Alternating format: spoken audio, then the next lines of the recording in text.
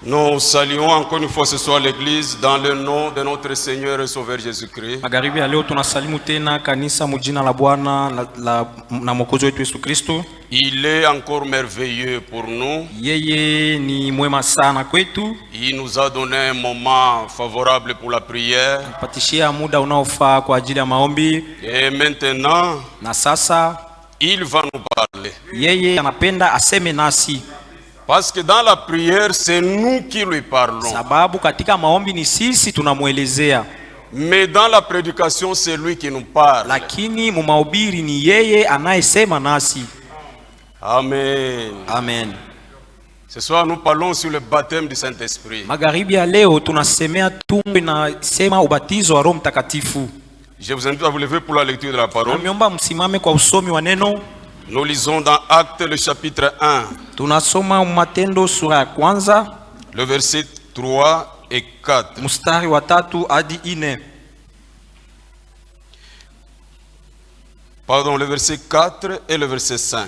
Samani mstari wa 4 hadi 5. Comme il s'est trouvé avec eux, hata alipokuwa akikutana nao, il leur recommanda de ne pas s'éloigner de Jérusalem, aliwapatia amri ya wasiende mbali na Yerusalema, mais d'attendre ce que le Père avait promis. Lakini wachunge ile Baba aliyoahidi. Ce que je vous ai annoncé, leur dit-il. Kenye niliweza kuwatangazia, yeye akawaambia. Car Jean a baptisé d'eau, maana Yohane aliwatiza kwa maji, mais vous, lakini ninyi, dans peu de jours, umasiku chache tu, vous serez baptisés du Saint-Esprit. mutabatizwa kwa Roho Mtakatifu. Grand Dieu, Mungu mkubwa, ton nom c'est Jésus-Christ. Jina lako ni Yesu Kristo. Du fond de nos cœurs, nous te disons merci. Katika kilindi kia mioyo yetu tunakupikia aksanti.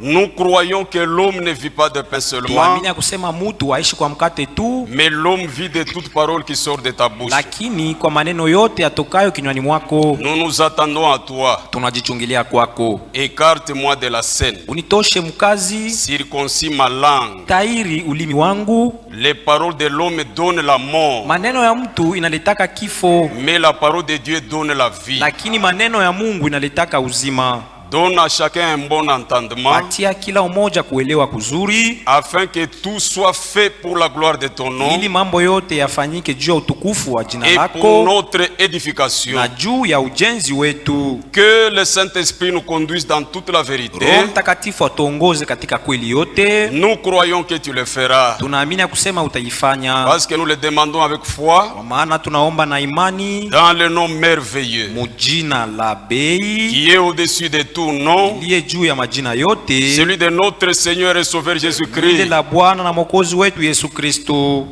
Amen. Amen. Que le Seigneur vous bénisse. Bwana Mungu aibariki. Nous parlons sur le baptême du Saint-Esprit. Tunasemea kuhusu ubatizo wa Roho Mtakatifu. Parce que mes chers frères, sababu wapendwa ndugu, la Bible dit, Biblia inasema toute écriture est inspirée de Dieu. Andiko yote iliongozwa na Mungu. Et elle est utile pour instruire. Na inafaa juu ya kujenga au kufundisha. Chaque écriture de la Bible, kila andiko ya Biblia, a en elle la vie. Iko na ndani yake uzima. Si vous comprenez bien l'écriture, mukielewa mzuri maandiko, le Seigneur parle, Bwana anasema aux disciples, kwa mitume wake, wanafunzi wake. C'est quelque chose de très profond. Hii ni mambo ya kilindi sana. Et comme il se trouvait avec eux, sema gisi alikuwa nao, il leur recommanda, yeye aliwapatia amri de ne pas s'éloigner de Jérusalem, ya wasiende mbali na Yerusalemu, mais d'attendre ce que le Père avait promis. Lakini wachunge ile Baba aliyoahidia. Et il dit, c'est ce que je vous ai annoncé. Akasema ni ile niliwatangazia. Car Jean a baptisé d'eau, maana Yohane alibatiza kwa maji, mais vous, lakini nyinyi, dans peu de jours, mu masiku chache tu, vous serez baptisés du Saint-Esprit. Utabatizwa kwa Roho Mtakatifu. De par cette écriture, kupitia hii andiko, vous allez comprendre que le Saint-Esprit c'est une promesse. Mutaelewa kusema Roho Mtakatifu yeye ni malako. Amen. Amen. C'est une promesse pour tous les croyants. Ni malako kwa ajili ya mwaminifu wote. Et quand Jésus promet, Na wakati Yesu analaka, comme je ne cesse de le dire, gisi siachaki kusema hapa, quand Jésus promet, wakati Yesu Kristo analaka, il ne manquera jamais d'accomplir ce qu'il a promis. kamwe hawezi kukosa kutimiza ile aliweza kuulaka. Ce n'était pas seulement une promesse pour les disciples, non. Ile haikuwa tu malako kuhusu wanafunzi, hapana. Même nous, Hata sisi, chers frères, ndugu chères mpendwa, sœurs, dada mpendwa, le Saint-Esprit c'est notre promesse. Roho Mtakatifu ni malako yetu. Et le Seigneur l'a même insisté. Na Bwana alikazia pale. Il a encore dit dans Jean chapitre 16. Katika Yohane sura 16. Lisons rapidement Jean chapitre 16. Tusome haraka haraka Yohane 16 au verset 7. kumstari wa 7. La Bible dit, Biblia inasema, cependant je vous dis la vérité. lakini mimi nawaambia kweli. C'est Jésus qui parle. Hapa ni Yesu weko nasema. Il dit, cependant je vous dis la vérité. Nasema lakini mimi nawaambia kweli. Il vous est avantageux que je m'en aille. Kwenu ni ya mafaa sana mimi niende. Car si je ne m'en vais pas, Kwa maana kama singelienda, le consolateur ne viendra pas sur vous. Mfariji hawezi kuya kamwe juu yenu. Mais si je m'en vais, Lakini nikienda, je vous l'enverrai. mimi nitamitumia ule mfariji. Bien-aimé, Mpendwa, notre Dieu est vrai. Mungu wetu ni wa kweli.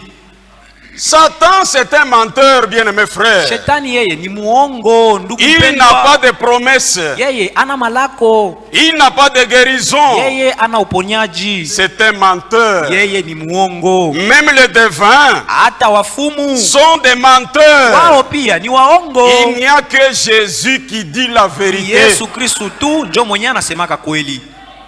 Il vous est avantageux que je m'en aille. Anasema kwenu ni ya mafaa mimi niende. Car si je ne m'en vais Kwa pas, maana kama siendi, le consolateur ne viendra pas vers vous. mfariji hawezi kumijia. Mais si je m'en vais, Lakini nikikwenda, je vous l'enverrai. mimi nitamitumia naye. Parole du Seigneur. Hii ni neno ya Bwana. Ma parole ne retourne jamais à moi Anasema neno yake haimrudili yake kamwe, sans avoir accompli ce pourquoi il l'a envoyé. bila kutimiza kile kenye alitumia.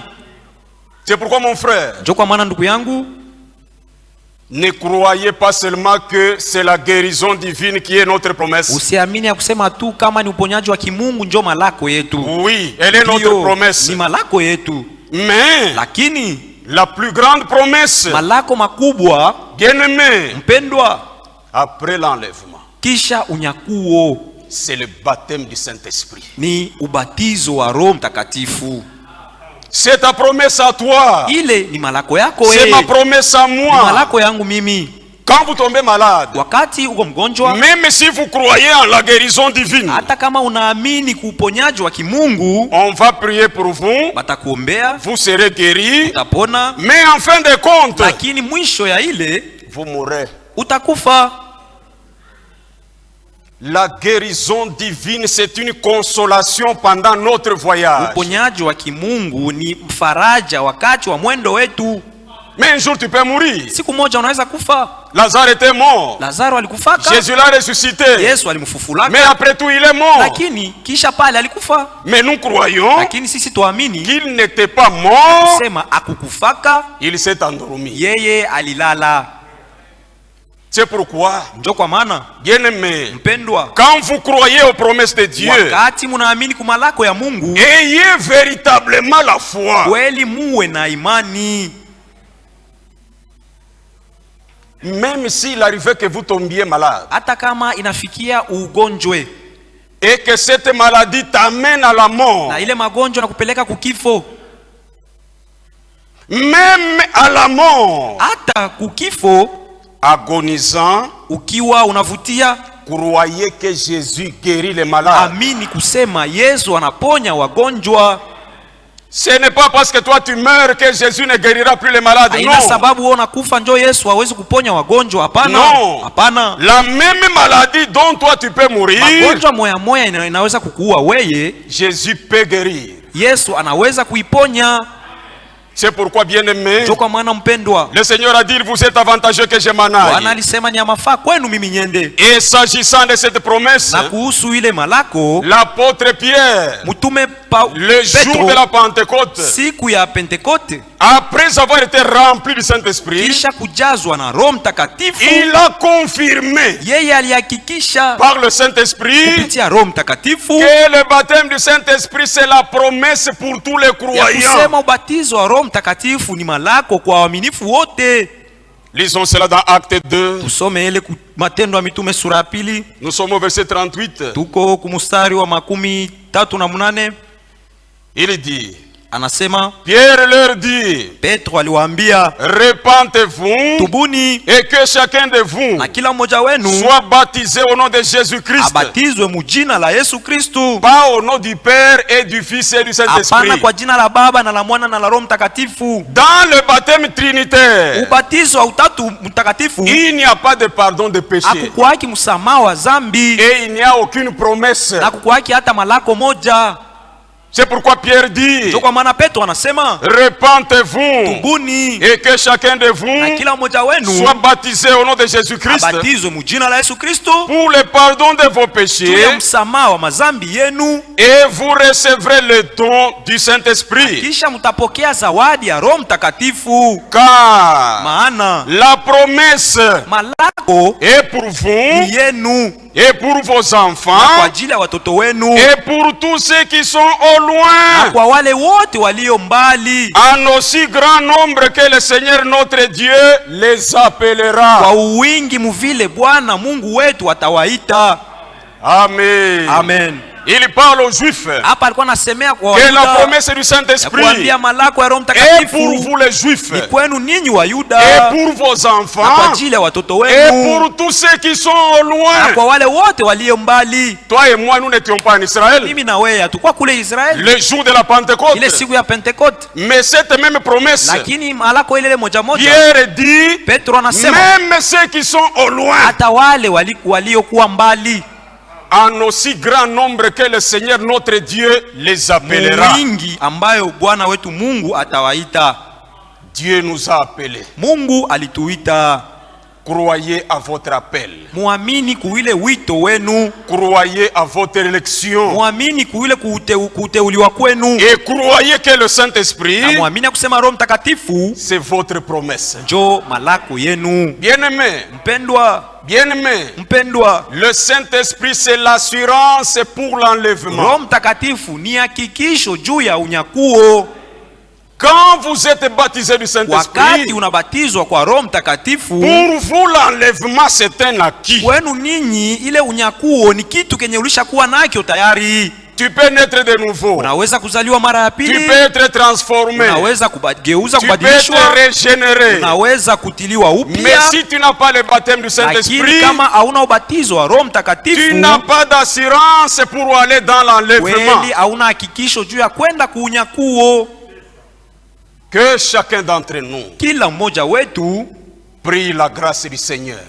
aombe neema ya Bwana. Le message est venu. Ujumbe Ce uliokuja n'est pas pour nous laisser au milieu du chemin, haina juu ituache katikati ya njia, mais c'est pour nous amener jusqu'au baptême du Saint-Esprit. lakini ni kwa ajili ya kutupeleka mpaka kubatizwa wa Roho Mtakatifu. C'est pourquoi Dieu Ndio kwa maana Mungu nous a fait sortir de toutes les dénominations yeye alitufanya tutoke mu madhehebu ya Bwana afin de nous donner la véritable parole ili atupatie neno ya kweli qui est la véritable restauration du baptême du Saint-Esprit. iliye ile kurudishwa kwa mambo ya ubatizo wa Roho Mtakatifu.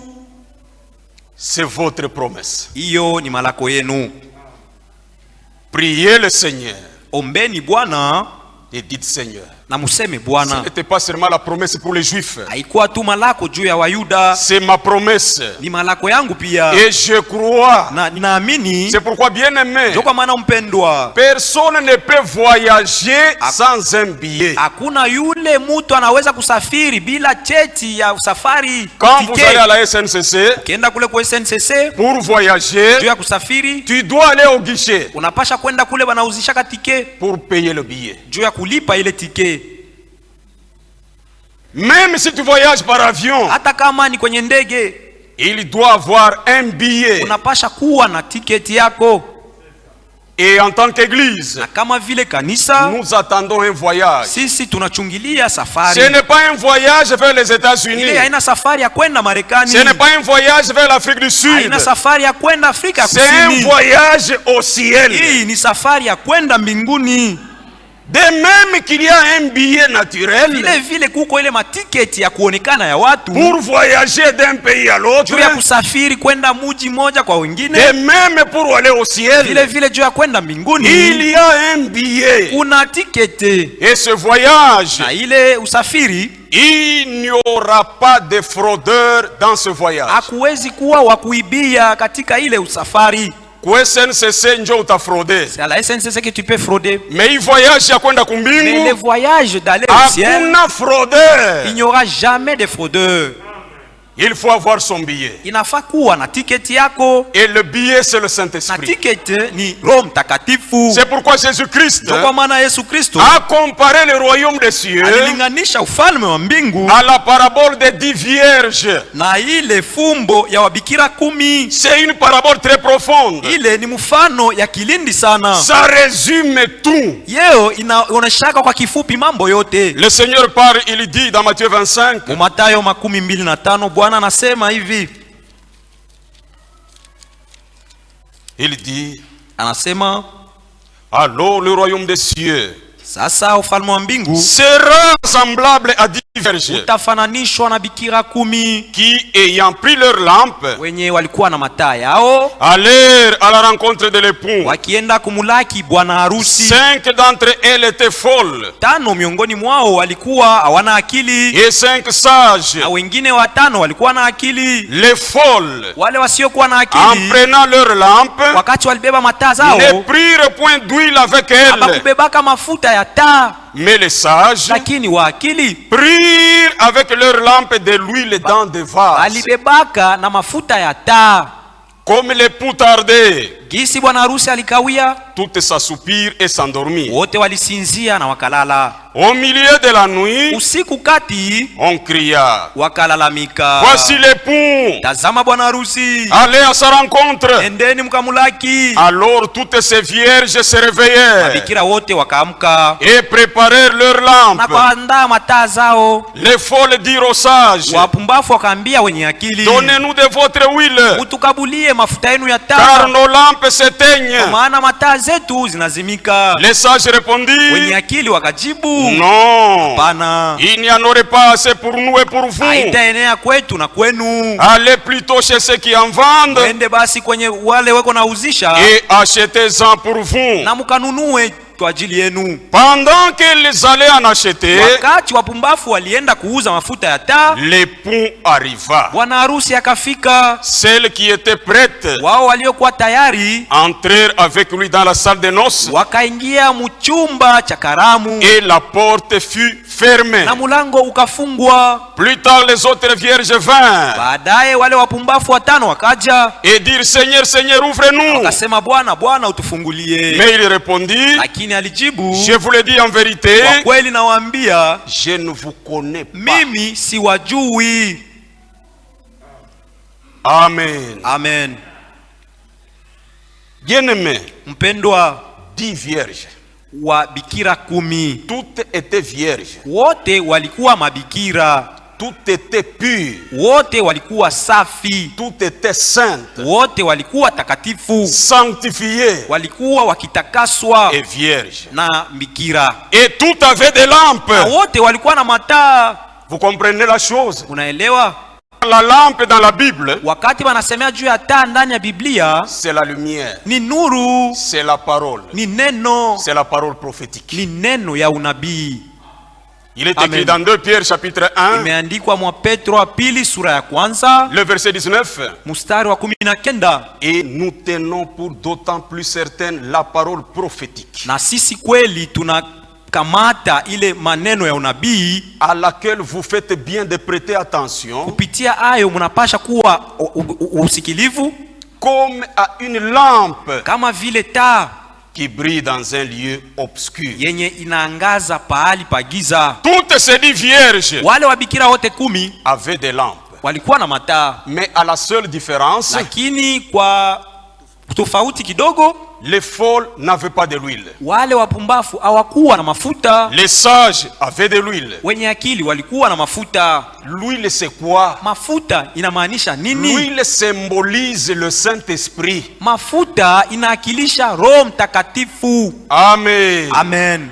C'est pourquoi au milieu de la nuit, Kwa maana usiku kati, celles qui étaient sages, wale walikuwa na akili, elles avaient de l'huile dans leurs lampes. walikuwa na mafuta ndani ya Mais mataa comme les zao. poux attardaient, Lakini gisi bwana harusi alikawia, toutes les vierges se sont endormies. wale bikira wote walilala. Et au milieu de la Na nuit, usiku kati on a crié, wakalalamika, voici l'époux, tazama bwana harusi, allez à sa rencontre. endeni mkamulaki. Le cri de minuit, c'est ce message que nous prêchons. Sauti ya usiku kati ni ujumbe huu tunaotangaza. Amen. Amen. Et quand on a crié, Na wakati walilalamika, celles qui étaient sages wale wenye akili et qui étaient prêtes na wenye walikuwa et tayari qui avaient de l'huile na wenye walikuwa na mafuta entrèrent dans les noces. wakaingia katika karamu Et ya la harusi, porte fut fermée. na mulango ukafungwa. Mon frère, Ndugu yangu, tu seras tard. itakuwa nyuma. Ma soeur, Dada yangu, tu seras tard. utakuwa nyuma. Mais ce soir, Lakini magharibi ya leo, la grâce est encore là. neema ingali eko. La grâce est grâce pour celui qui la reçoit comme grâce. Neema ni neema kwa ule anayeibeba kama neema. Le Saint-Esprit, Roho Mtakatifu depuis qu'il était tombé le jour de la Pentecôte, tangu alishukaka siku ya Pentekote, il n'est pas au ciel. bado ana mbinguni. Non, Hapana, le Saint-Esprit est dans la parole. Roho Mtakatifu eko ndani ya neno ya Mungu, À tel point que si vous croyez mpaka pale kama ukiamini et si vous devenez obéissant à la ukikuwa parole, mutiifu kuneno, même ce soir, hata magharibi ya leo Dieu peut vous remplir du Saint-Esprit. Mungu anaweza kukujaza kwa Roho Mtakatifu. C'est vrai. Ni kweli. C'est pourquoi, bien aimé, Ndio kwa maana mpendwa, le Saint-Esprit, Roho Mtakatifu, il y en a qui l'ont reçu par imposition des mains. kuna wale waliweza kumpokea kutiliwa mikono, Parce que c'est une expérience. sababu ni onjo. Et chacun peut le recevoir Kila mmoja anaweza kumpata à sa manière, munamna yake, selon son expérience. kulingana na onjo Mais il yake. vient par l'obéissance à la parole. Lakini yeye anakuyaka kupitia kutii kuneno ya Mungu. Il y en a qui l'ont reçu par l'imposition des Na mains. wale walimpata kwa kuwekewa mkono, L'apôtre Paul, mtume Petro, dans Acte 19, mtume Paulo katika Matendo sura 19, après avoir circulé les hautes provinces de l'Asie, kisha kutembelea ile majimbo ya juu ya Asia, il arrive à Éphèse. alifika kule Efeso, Il trouve un groupe de frères. alikuta gundi ya wandugu, Il leur pose la question. akawauliza, Avez-vous reçu le Saint-Esprit depuis que vous avez cru? tangu muliamini eti munaweza kupata Roho Mtakatifu? Il dit, nous n'avons même pas entendu dire qu'il y a un Saint-Esprit. Wakasema hatuyasikiaka hata kama kuna kuwaka Roho Mtakatifu. Il leur dit, Yeye de akawaambia, quel baptême avez-vous donc été baptisés? basi mulibatizwa kwa ubatizo kani? Il dit, du baptême de Jean. Wakamjibu, kwa ubatizo ya Yohana. Il dit, Jean a baptisé du baptême de repentance, Sema Yohana yeye alibatiza ku ubatizo wa toba, disant au peuple de croire en celui qui venait après lui, akiambia watu waamini kwa ule atakaye kuja kisha yeye, c'est-à-dire en Jésus. ni kusema Yesu Kristo. Et sur ces paroles, Na kuile maneno ces gens étaient rebaptisés. wale watu walibatizwa tena, Ils étaient baptisés pour la deuxième fois. walibatizwaka tena kwa mara ya pili. Et la Bible dit, Na Biblia inasema lorsque Paul leur y imposait les mains, wakati Paulo aliwatilia mikono, le Saint-Esprit est venu sur eux. Roho Mtakatifu alikuja juu yao. Chez les Juifs, Kwa Wayuda le Saint-Esprit se reçoit par l'imposition des Roho mains. Mtakatifu anapokelewa kwa kuwekewa mikono, Mais nous, les nations, lakini kwetu sisi mataifa c'est par la foi. ni kupitia imani.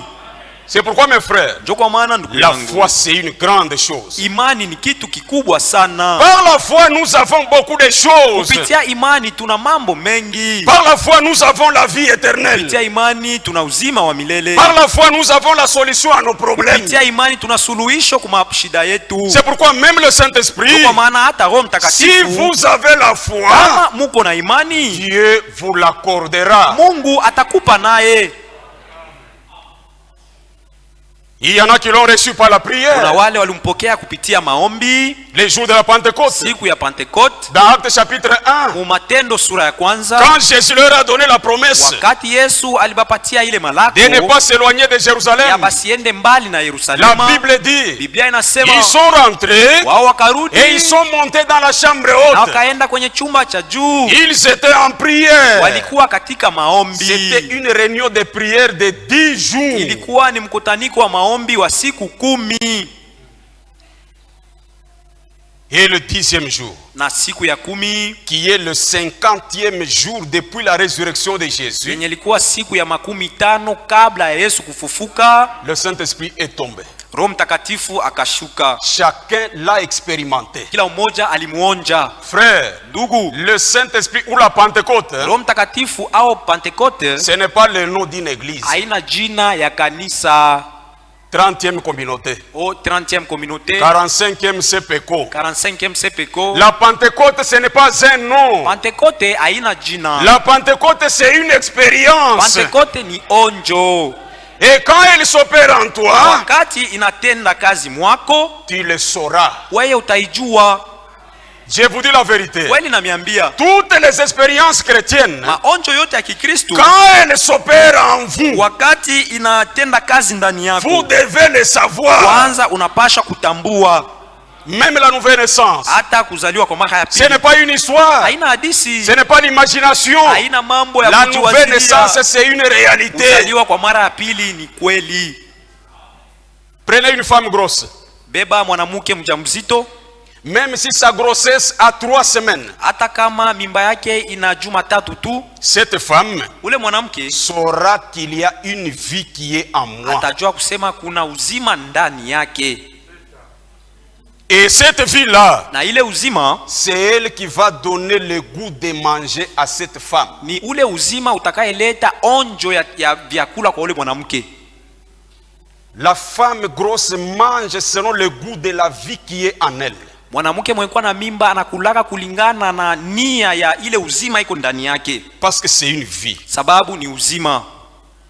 C'est pourquoi vous pouvez voir, Ndio kwa maana unaweza kuona vous tous vous aimez manger la viande. nyinyi wote mnapenda kula nyama, Mais la femme grosse, lakini mwanamke mjamzito avec la vie qui est en na ule elle, uzima ulio ndani yake elle n'aime pas la viande. atapenda nyama, Elle aime l'oseille. atapenda kula ngaingai.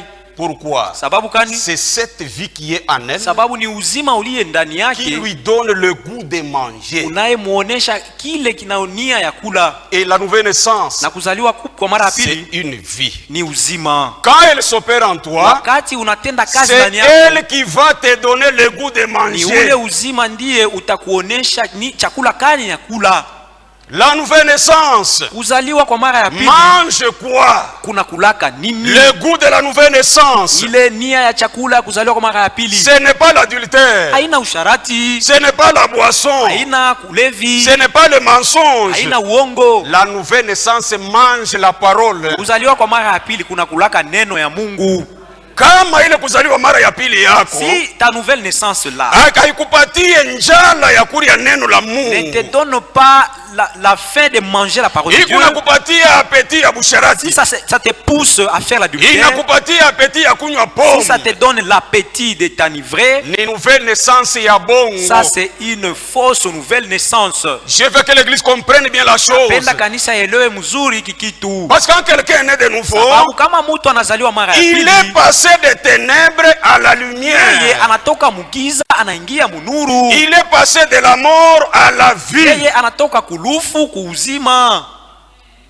Ni nouvelle naissance ulipata. Ça c'est quel type de nouvelle naissance que vous avez eu? Iko naleta critique, Qui donne des critiques, inaleta médisance, qui donne la médisance, inaleta orgueil. qui donne de l'orgueil. Ce n'est pas la nouvelle naissance. Ile aisiyo kuzaliwa kwa mara ya pili. Et la nouvelle naissance, c'est une recommandation bien aimée. Na kuzaliwa kwa mara ya pili ni amri, wapendwa. Elle est obligatoire. Ile ni shurti.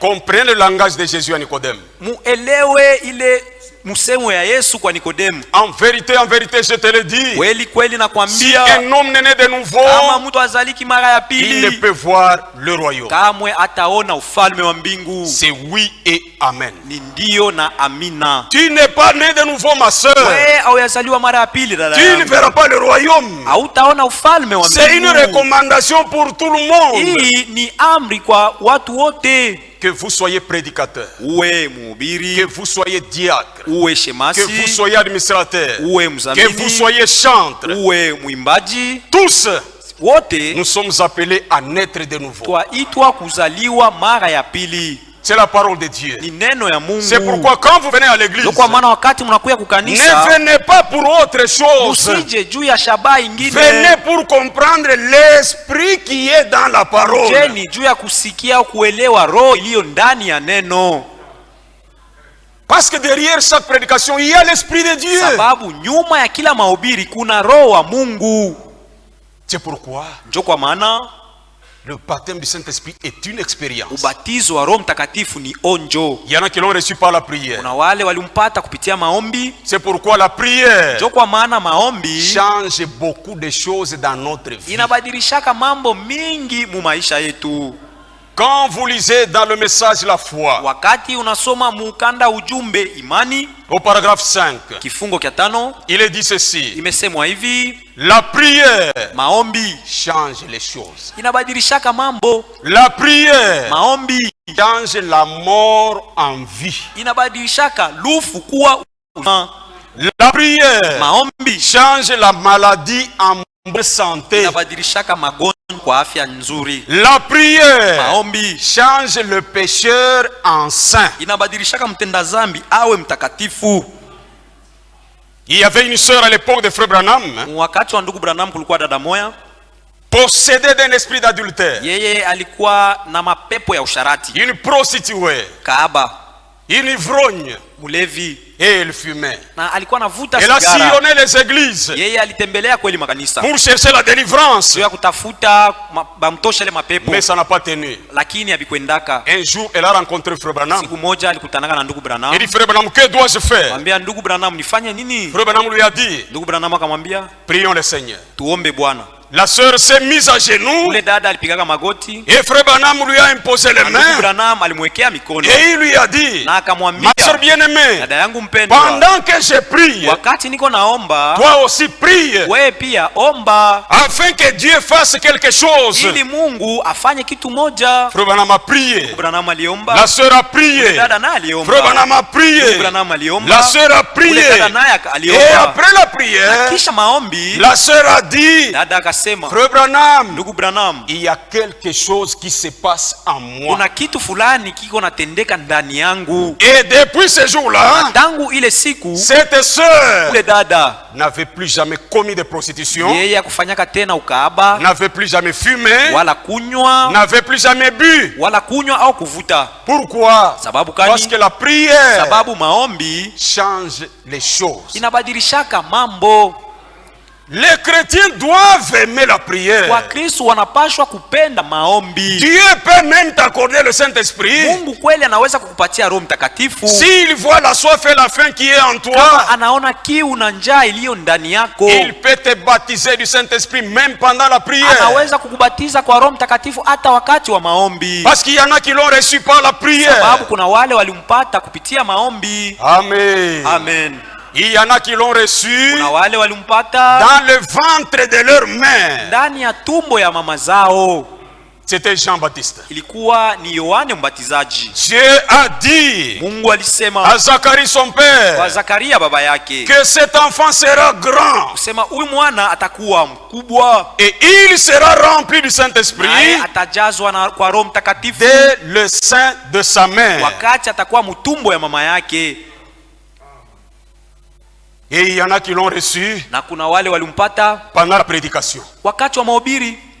C'est pourquoi Njo kwa maana venez à l'église étant sous une bonne atmosphère. ujeni kukanisa mukiwa katika hali nzuri. Quand tu es à la maison, Wakati uko kunyumba, avant de venir, mbele ya kuja, prends du temps, kwa na muda 5 minutes, dakika 5, 10 minutes, dakika et 10, prie le Seigneur. na uombe Bwana. Dis Seigneur, je vais aller adorer. Sema Bwana, napenda kwenda kuabudu. Donne-moi une atmosphère spirituelle. Unipatishie hali ya Ukristo ya Parce que kiroho. les vrais adorateurs Sababu waabudu wa kweli adorent le Père en esprit et en vérité. wanaabuduaka Baba kwa roho na kweli. Pendant la prédication, Wakati wa mahubiri il y a des expériences qui se passent. kuna maonjo inatendekaka. Ici, je vais lire quelque chose Hapa tasoma kitu fulani dans le christianisme traditionnel. ndani ya Ukristiani wa asili. Je suis à la page 128. Niko kukarasa 128. Il est dit ceci. Imesemwa hivi: Lors de la prédication de l'évangile, wakati wa mahubiri ya neno, différentes expériences sont faites par les auditeurs croyants. maonjo ya kuachana iko natendeka miongoni mwa wale kusikia.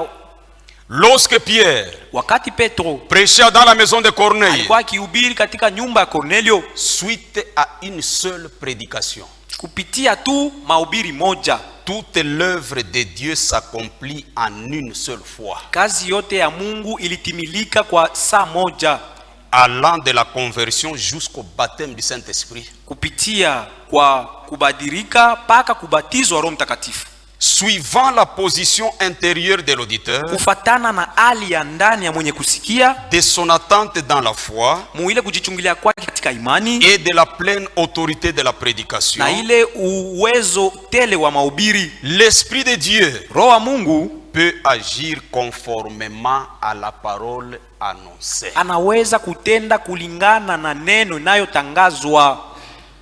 Amen. Amen. C'est pourquoi pendant la prédication, Kwa maana wakati wa mahubiri il y a des expériences qui se passent. kuna maonjo inatendekaka, Tu ne peux pas les voir à l'œil nu. hautaiona kwa macho ya kuonekana. Pendant que les gens écoutent, Wakati watu wako nasikia, l'autre qui est là mwingine mwenye eko pale expérimente la nouvelle naissance. yeye eko naonja kuzaliwa kwa mara ya pili, L'autre qui est là mwingine aliye pale expérimente le baptême du eko Saint-Esprit. naonja ubatizo wa Roho Mtakatifu. Ce sont des choses qui se passent dans Ni l'église. mambo inatendekaka ndani ya kanisa. Si notre disposition est bonne, Kama hali yetu iko nzuri, le Saint-Esprit agit. Roho Mtakatifu anatenda. Amen. Amen. C'est pourquoi, bien aimé, Ndio kwa maana mpendwa, le Saint-Esprit, c'est notre promesse. Roho Mtakatifu ni malako yetu. Mais je voudrais que l'église comprenne une chose. Lakini nilipenda kanisa ielewe kitu moja. Dans le baptême du Saint-Esprit, Ubatizo wa Roho Mtakatifu il y a deux choses. kuna vitu viwili. Il y a l'onction du Saint-Esprit Kuna upako wa Roho Mtakatifu et il y a le scellement du Saint-Esprit. na kuna kutiliwa muhuri wa Roho Mtakatifu. Lisons 2 Corinthiens chapitre 1. Tusome wa Korinto wa pili sura ya kwanza.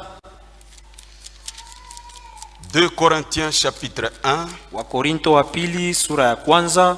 Nous sommes au verset 21. Tuko kumustari wa 21. Il est écrit: Imeandikwa, et c'est lui qui nous a fermis avec vous en Christ na yeye mwenye kutushikamisha pamoja nani ndani ya Kristo, et qui nous a oint, na aliyetupaka c'est Dieu. ni Mungu.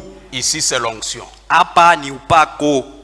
Amen. Amen. C'est lui qui nous a fermis avec vous en Dieu Aliyetushikamisha pamoja nanyi ndani ya Mungu, et qui nous a oint, na aliyetupaka c'est Dieu, ni Mungu, lequel nous a aussi marqué d'un sceau aliye tena tutia muhuri et a mis dans nos na cœurs akatia ndani ya mioyo yetu les arts de l'esprit. ile matendo ya Roho, Arabuni. arabuni ya Roho. Il s'agit de l'onction Hapa inahusu upako et il s'agit du scellement. na inahusu kutiliwa muhuri. Si l'église peut comprendre la chose, Kama kanisa inaweza kuelewa kitu, ce sont les deux choses qui sont dans le baptême du ni Saint-Esprit. mambo mbili iko ndani ya ubatizo wa Roho Mtakatifu. Le Saint-Esprit en tant qu'onction, Roho Mtakatifu kama vile upako, il descend sur les bons et sur les mauvais. yeye anashukaka kwa walio wazuri na wabaya, Parce que c'est la pluie. sababu ni mvua. L'onction, c'est la pluie. Upako ni mvua. Elle descend sur les faux et sur les vrais. Yeye anashukaka kwa walio wazuri na wabaya. Même dans les dénominations, Hata mu madhehebu ils ont l'onction. wao weko na upako. Amen. Amen.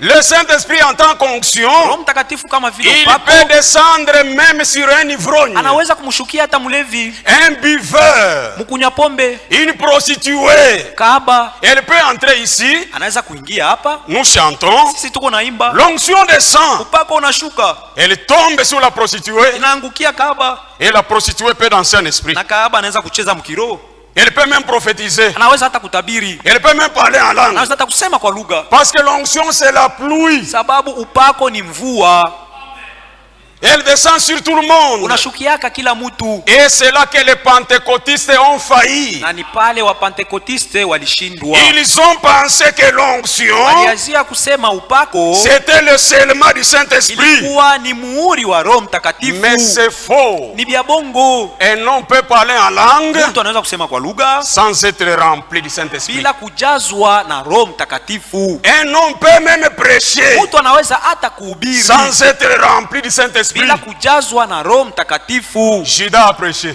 Yuda alihubiriaka sans le Saint-Esprit. bila Roho Mtakatifu. C'était l'onction. Ilikuwa ni upako. Amen. Amen. C'est pourquoi nous sommes dans un âge très dangereux. Ndio kwa maana tuko katika kizazi kia mubaya sana. Le faux et le vrai se ressemblent. Wa kweli na wabaya na wabongo wanafanana. Et pour discerner le faux, Na juu ya kujua waliokuwa waongo, il faut savoir les caractéristiques du vrai. inafaa kujua kwanza matabia ya ule wa kweli. Nous sommes dans un an de séduction. Tuko mkizazi kia utongozi. Même les faux prophètes Hata manabii wa bongo ont l'onction weko na upako et ils peuvent même faire des na miracles. wanaweza hata kutenda miujiza. Même dans les Hata dénominations, mu madhehebu il y a des dons. kuna mazawadi. Nous parlons en langue. Sisi twasema kwa lugha, Les dénominations parlent en langue. madhehebu nayo wanasema kwa lugha. Nous dansons en esprit. Tunacheza mkiro, Ils dansent en esprit. wao nao wanacheza mkiro. Nous faisons des miracles. Tunafanya miujiza, Ils font des wao miracles. pia wanatenda miujiza. Parce que les miracles, c'est la pluie. Sababu miujiza ni L'onction, c'est la pluie. mvua, upako ni mvua. Amen. Amen. Matthieu 24. Matayo 24. Écoutez ce que dit la Bible dans Matthieu 24. Usikie kile Biblia inasema mu Matayo 24 Au verset 24. mstari wa 24.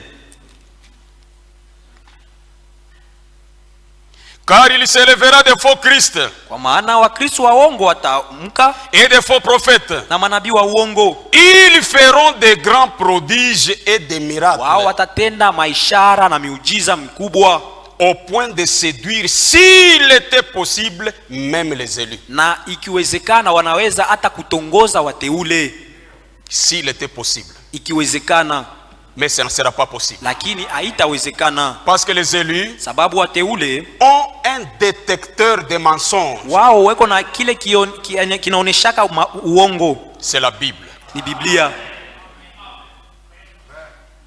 Il s'élèvera des faux Christ et des faux prophètes. Wakristo wa uongo na manabii wa uongo wataamka, Et ils feront des grands prodiges et des miracles watafanya maishara na miujiza au mikubwa, point de séduire, s'il était possible, même les élus. mpaka banaweza kufikia ikiwezekana kutongoza wateule.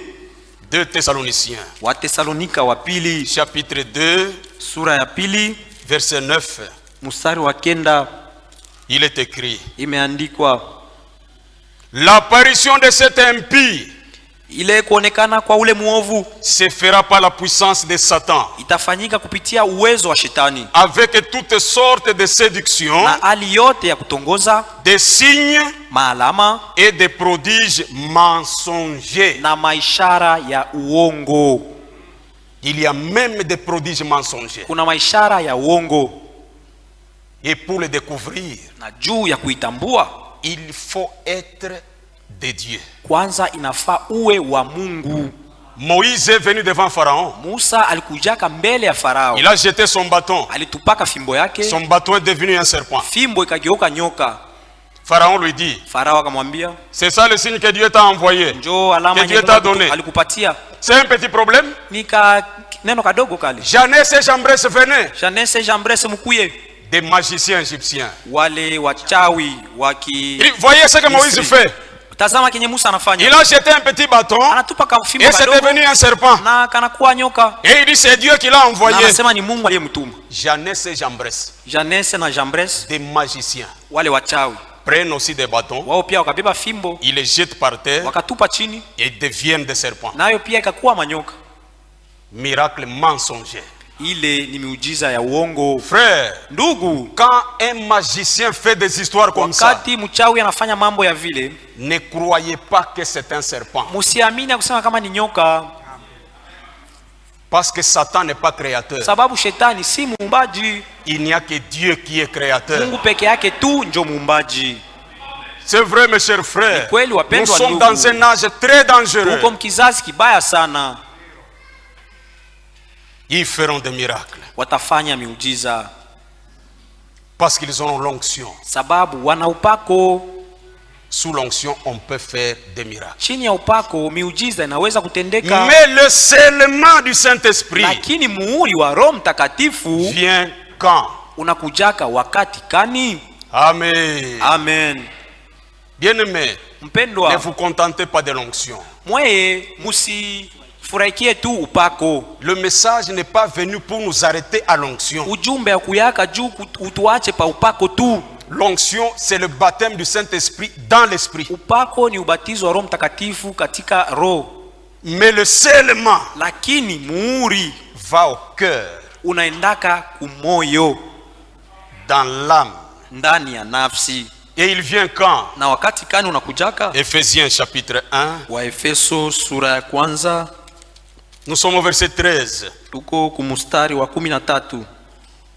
En lui, Ndani yake vous aussi, ninyi pia après avoir entendu la parole de la vérité, kisha kusikia neno ya kweli, l'évangile de votre salut, ile habari njema ya wokovu wenu, en lui vous avez cru ndani yake muliamini et vous avez été scellés du Saint-Esprit na muliweza kutiliwa muhuri kwa Roho Mtakatifu qui avait été promis. yenye iliweza kulakwa Le kuahidiwa. scellement du Saint-Esprit vient quand on croit à la vérité. Muhuri wa Roho Mtakatifu unakuyaka wakati waamini kweli. Je ne sais pas si l'Église comprend la Sijui chose. kama kanisa naelewa hii kitu. Dans les fausses doctrines, Mu mafundisho ya msingi ya il n'y a bongo pas de scellement, hakukwaki kutiliwa muhuri, il y a l'onction. kuna kalaka njo upako. C'est pourquoi Njo kwa maana nous n'acceptons pas l'interprétation particulière de la parole. sisi hatuitikaki matafsirio ya kipekee ya Une neno. parole mélangée Neno iliyochangwa ne conduira jamais l'Église au baptême du kamwe Saint-Esprit. haitaongoza kanisa kubatizwa Roho Mtakatifu. Selon moi, Kulingana na je mie vois que. naona kusema, Selon moi, kulingana na je mie vois que. naona kusema Non, hapana. selon la parole, Kulingana na Biblia il est dit. imeandikwa, Selon l'Écriture, kulingana na maandiko il est écrit. imeandikwa, Selon la Bible, kulingana na Biblia il est écrit. imeandikwa. Parce que quand la doctrine est vraie, Sababu wakati mafundisho ya msingi ni ya kweli, il est possible que les gens arrivent au véritable baptême du Saint-Esprit. inawezekana watu wafikie kubatizo wa kweli wa Roho Mtakatifu. Amen. Amen. C'est ce que nous croyons, mes chers Ndio frères. mambo tunaamini, wapendwa ndugu. Tonnerre révélé. O mingurumo iliyofunuliwa, Pas de scellement. hakuna muhuri wa Roho Mtakatifu. Jésus est déjà venu. Yesu alishaka kuja, Pas de scellement. hakuna muhuri wa Roho Mtakatifu. Nouvelle lumière. O nuru Pas mpya, de scellement. hakuna muhuri wa Roho Le Mtakatifu. sang a déjà séché. O damu ishaka kauka, Pas de scellement. hakuna muhuri. On reçoit le scellement quand? Wakati gani twapokea miuri? Quand c'est qu'on croit Ni wakati mambo yenye et c'est tunaamini qu'on na enseigne yenye tunafundisha et selon la Bible. inalingana na Biblia. C'est oui et amen. Ni ndio na amina. C'est vrai, mes chers frères. Ni kweli wapendwa Lorsque ndugu, vous avez une vie sale, wakati uko na maisha machafu, une vie impure, maisha isiyokuwa sawa, pas de scellement. hakuna kutiliwa muhuri. Je vous dis la vérité. Namiambia kweli. Écoutez ce que dit l'homme de Dieu. Musikie kile mtu wa Mungu anasema Dans son message, l'ordre prêché en 1958, mujumbe utaratibu wenye ulihubiriwaka mu 1958 paragraphe 5 et 6. kifungu ya 5 na 6. Il est dit ceci: Imesemwa hivi, nous croyons à la justification par la foi. sisi tunaamini kwa kuhesabiliwa haki kupitia imani. Selon Romains 5:1. Kulingana na Warumi sura 5 mstari wa kwanza. Nous croyons Tuamini qu'une personne kusema mtu a la paix avec le Seigneur Jésus-Christ eko na salama na Bwana Yesu Kristo après avoir été justifié par la foi. kisha kuhesabiliwa haki na imani. Mais Lakini il est possible inawezekana que cette même personne ule mtu moja moja ait des habitudes telles que boire, awe na matabia kama vile kunywa, fumer, kuvuta, faire des choses qu'elle ne devrait pas faire, kufanya mambo asingeliweza kufanya, des sales habitudes de la chair. ile matabia chafu ya mwili. Amen. Amen. Quand une personne croit, Wakati mtu anaamini, elle accepte Jésus comme son sauveur, anaitikaka Yesu kuwa mwokozi wake elle se fait baptiser. na anajiachaka kubatizwa, Même si elle est baptisée, hata kama anabatizwa elle est justifiée. yeye anahesabiwa haki. Dieu a oublié tout ce que la personne a fait. Mungu anasaulika yote ule mtu alifanyaka, Mais la personne lakini ule mtu a encore le désir de faire le mal. angaliki na anasa kufanya mabaya nia. Et c'est possible, Na inawezekana la personne qui est justifiée ule mtu aliyesabiliwa haki ait des sales habitudes de la chair. awe na ile matabia ya mchafu ya mwili. Et au paragraphe 6, il est dit: Na kifungo ya 6 imeandikwa, nous croyons qu'ensuite, tunaamini kusema baadaye le sang de Jésus-Christ damu ya Yesu Kristo sanctifie cette personne inatakasaka ule mtu pour le service du Seigneur. juu ya kazi ya Bwana. Et ainsi, Na hivi nous croyons à la sanctification tunaamini kutakaso selon Hébreux 13, 12, 13. kulingana na Waebrania 13:12. C'est pour cela que Jésus aussi, Ni kwa hiyo njo Yesu naye afin de sanctifier le peuple, juu ya kutakasa watu, a souffert hors de la porte. yeye aliteseka nje ya mlango. Et nous croyons que Na tuamini ya kusema la sanctification utakaso est enseignée dans le Nouveau Testament inafundishwa muagano jipya, et qu'elle est destinée aux croyants. na hayo inahusu waaminifu. Amen. Amen. Quel est ce croyant qui ne marche pas dans la Ni sanctification? mwaminifu kani asiyetembea katika utakaso? La sanctification est destinée aux croyants. Utakaso ni kwa ajili ya waaminifu À travers l'âge du Nouveau Testament, kupitia kizazi kia agano jipya, l'âge dans lequel nous vivons maintenant. kizazi ambako tuko naishi Et nous sasa. croyons aussi, Na tuamini pia après que la personne eut été sanctifiée, kisha ule mtu kutakaswa, les sales habitudes impures la quittent. matabia ya buchafu inamwacha, Et il est un croyant du Seigneur Jésus-Christ. pale anakuwa mwaminifu wa Bwana Yesu Kristo, Et ses habitudes sont parties. na matabia yake imekwenda, Et nous croyons qu'il est alors candidat au baptême du na Saint-Esprit. sisi tuamini basi yeye ni kandidati kubatizwa Roho Mtakatifu.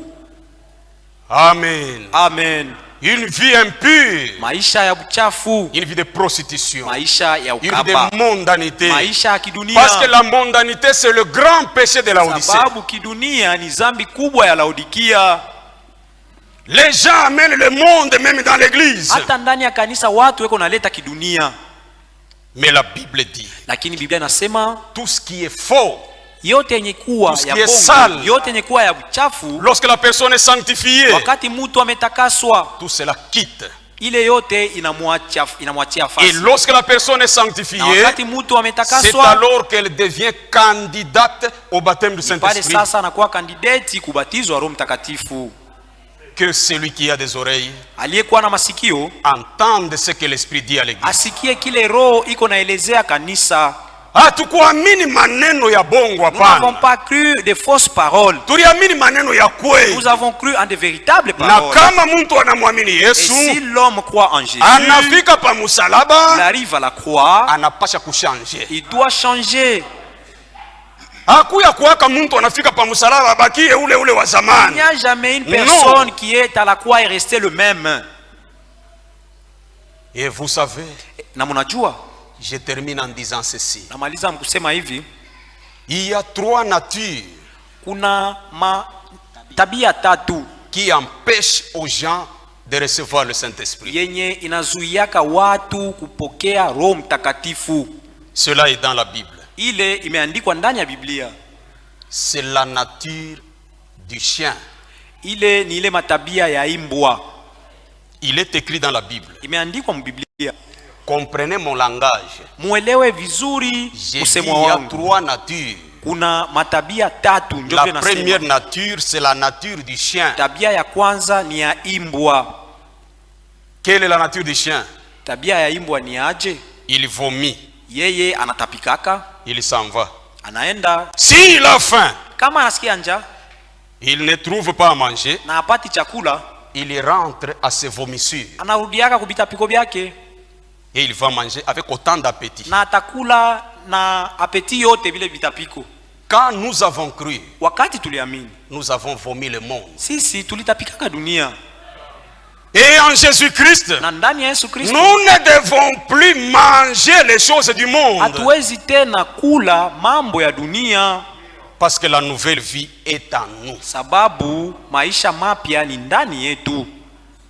La deuxième nature, Na ile tabia ya pili c'est la nature de la trouille, ni tabia ya nguruwe. le cochon. Nguruwe Quelle est sa nature? tabia yake ni kani? Vous pouvez le laver, Unaweza kumuosha, il sort. anatoka. Même si vous prenez du savon, Hata kama unabeba savon, vous lavez, frère cochon, unamuosha ule ndugu, vous le parfumez même, unamutupia hata marasi et kidogo vous le mettez au salon. na unamutia kusalon, Vous dites au cochon, unamwambia nguruwe, frère cochon, ndugu yangu nguruwe, s'il te plaît, tafadhali tu es déjà propre. ushakuwa msafi, Ne rentre plus dans la boue. usirudie tena kumatope. Mais le cochon n'est pas habitué à demeurer au salon. Lakini yeye nguruwe azoei kuikala msalon. Sa Ile nature, tabia yake c'est la nature de la boue. ni tabia ya matope. Hata ulimuvalisha veste. Même si tu lui as fait porter la veste, Quand frère cochon sortira, wakati ndugu nguruwe atatoka, il va voir la boue. akiona tu matope, Atasema, il dira, angalau frère alinikosea adabu, ouais, c'est frère qui m'a manqué du respect, ananipakala parfum, il m'a même parfumé, ananivalisha koti. il m'a fait Mais hii haina nature porter la veste. yangu. Mais ça, ce n'est pas ma nature. Frère cochon va se plonger dans la boue avec la veste. Ule ndugu koshon nguruwe atajitupa mu matope na koti, Parce que sa nature c'est la boue. sababu tabia yake yeye ni matope.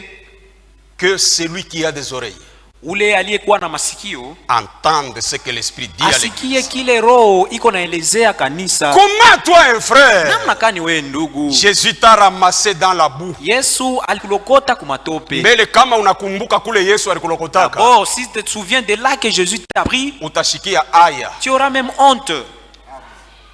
C'était une sale vie. Ilikuwa ni maisha ya Et Jésus uchafu. t'a ramassé. Na Yesu Il alikulokota t'a amené dans cet atelier akakuleta hapa pa hii nafasi ya où kazi il a des ouvriers kwenye eko na qui ont wafanyakazi un matériel. wenye beko na vifaa, Et ce matériel, na kile kifaa c'est la parole de Dieu. ni neno ya Mungu. La parole Amen. vous a sanctifié. Neno ya Mungu Elle vous a ilikutakasa, lavé. ilikuosha, Mais vous sortez lakini encore unatoka tena pour aller vous replonger dans la boue. kwenda tena kujitupa mu matope. Honte à toi. Haya yako. Et la troisième nature, Na tabia ya tatu c'est la nature du serpent. ni tabia ya nyoka, Un hypocrite. munafiki. Sa langue est fourchue. Ile lulimi lwake lunakabuliwa mara pili, Double langage. uko na misemo mbili. Le serpent Nyoka ne marche pas droitement. atembeaki Ça marche zigzagué. anatembeaka tu makunjo C'est la makunjo. nature des hypocrites. Ile njo tabia ya Et wanafiki. l'homme de Dieu disait, Na mtu wa Mungu c'est alisema bien de vivre avec quelqu'un dont vous connaissez la ni faiblesse. mzuri kuishi na mtu ambaye unajua udhaifu wake, Tu peux l'exhorter. unaweza Et s'il est un kumuonya. fils de Dieu, Kama ni mtoto wa il Mungu peut se laisser corriger par la parole. ataacha neno ya Mungu imsaishe. Mais l'homme le plus dangereux, Lakini mtu wa mubaya sana c'est l'hypocrite. ni munafiki. Il est avec vous, yeye anaweza kuwa na wewe, mais il n'est pas ensemble avec vous. lakini ana pamoja nawe. Avec ces trois natures, Na ile matabia tatu tu ne peux pas arriver au baptême du Saint-Esprit. kamwe hauwezi kufikia kubatizwa wa Roho Mtakatifu. Il faut la nature divine. Inafaa tabia ya kimungu. Et lorsque la nature divine s'opère en Na nous, wakati ile tabia ya kimungu inatenda kazi la ndani Bible yetu, dit, Biblia inasema nous allons fuir la corruption qui existe dans le monde par la convoitise. tutakimbia uharibifu ulio ndani ya ulimwengu kupitia kutongozwa au tamaa mbaya. Amen. Amen. Pour ce soir, Juu ya jioni ya leo, que Dieu vous bénisse. amen. Mungu ambariki.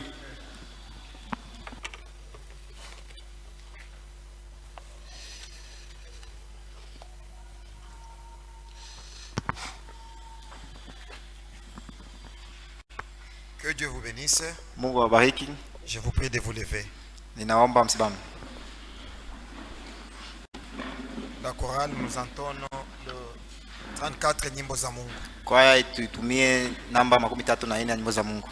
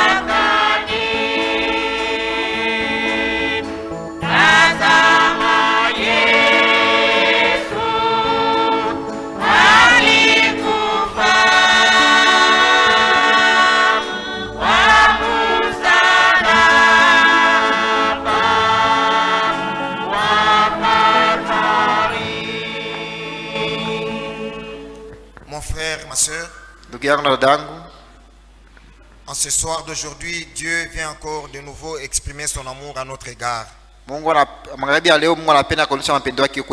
Par cette prédication de sa parole, il veut que nous soyons en horreur de la mondanité sous toutes ses formes.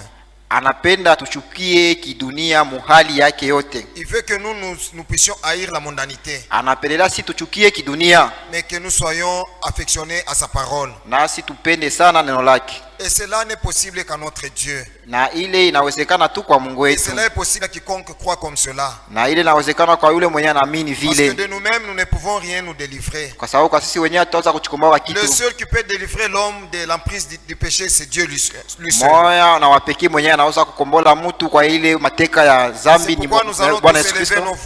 Ndio kama tutapaza sauti zetu implorant le secours de Dieu. Tukiomba msaada wa Mungu. Parce que Jésus étant monté à la croix, sababu kati Yesu alipanda msalabani, il s'est substitué à nous. Yeye atibadilisha kuwa sisi. Il a occupé notre place. Alichukua nafasi yetu. Pour que nous soyons vainqueurs contre la mondanité. Tukue washindi kwa kile kidunia. C'est pour cela nous allons tous prier Dieu. Chokamana sote tutaomba Mungu. Et il est disposé à nous soutenir. Na yeye ni tayari juu ya tukankamisha. Prions tous le Seigneur. Tuombe sote Bwana. Seigneur éternel notre Dieu, wa milele Bwana Mungu wetu, Une fois de plus, nous te disons merci. Mara tena tunakupigia aksanti.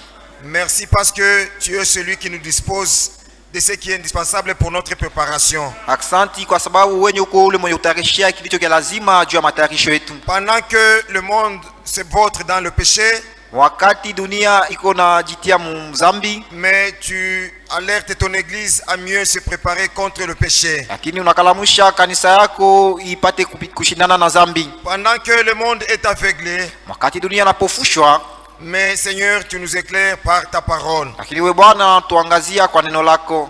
Tu nous appelles, Seigneur, à renoncer à la nature du chien. Unatualika tupate kuachana na tabia ya Tu nous himbwa. appelles à renoncer à la nature du cochon. Unatualika tuachane na ile tabia ya nguruwe. Tu nous appelles à renoncer à la nature du serpent. Unatuita tuachane na ile tabia ya nyoka. Par contre, tu nous appelles, Seigneur, à revêtir la nature de ton esprit. Nyume na ile unatuita tupate kuvaa kwa ile tabia ya roho yako. C'est pourquoi nous te supplions, Jésus, Kwa maana tunakusi Yesu, tout en t'implorant de bénir ta parole au-dedans de nous, tukikisi upate kubariki neno lako ndani mwetu. parce que c'est par elle que nous parvenons au baptême du Saint-Esprit. Sababu kupitia ile tunafikia kubatizwa kwa Mtakatifu. Bénis ton serviteur qui a parlé de ta part ce soir. Bariki mtumishi wako uliweza kusema kupitia ya magharibi ya Bénis leo. ton qui a entendu ta parole. Bariki la sikio lisikia neno lako. Augmente à nous la foi d'être praticien de cette parole. Ongeza tena ndani mwetu imani tupate kuishi neno. Et cela, c'est pour la gloire de ton Saint nom. Na ile ni juu ya utukufu wa jina lako takatifu. Nous recommandons notre chemin de retour entre tes mains. Je tutakurudia mikono mwako tunaikabidhi. Parce que nous croyons que le seul qui s'est protégé, c'est toi, Jésus. Sababu tunaamini mmoja na wapekee mwanajua kulinda ni wewe Yesu. Et lorsque nous arriverons dans nos maisons respectives, Na wakati tafika kila mmoja wetu mnyumba yake, nous ne manquerons pas de te dire merci. hatutakosa kushukuru. Nous te demandons cela avec action de grâce. Tunakuomba hayo mjina na shukrani. Au nom précieux, glorieux de notre Seigneur et Sauveur Jésus-Christ. Katika jina la damani la bei la Bwana na Mwokozi wetu Yesu Kristo. Amen. Amen. Que Dieu vous bénisse.